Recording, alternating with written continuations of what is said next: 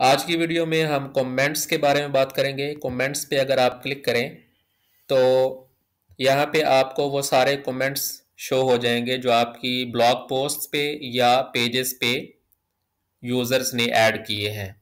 तो आप यहाँ से इन कमेंट्स को मैनेज कर सकते हैं।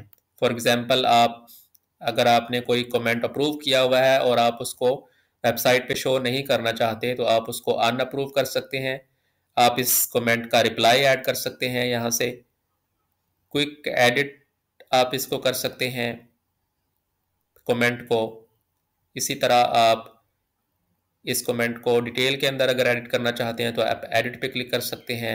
अगर कोई कमेंट स्पैम है तो आप स्पैम पे क्लिक कर देंगे, और अगर आप इस कमेंट को डिलीट करना चाहते हैं तो आप ट्रैश के बटन पे क्लिक कर सकते हैं।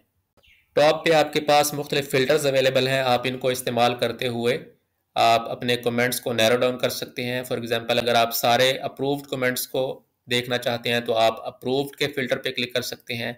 अगर आप सारे स्पैम कमेंट्स को देखना चाहते हैं तो आप स्पैम के फ़िल्टर को इस्तेमाल कर सकते हैं, एंड सो ऑन। आप यहाँ से सर्च भी कर सकते हैं कमेंट्स को।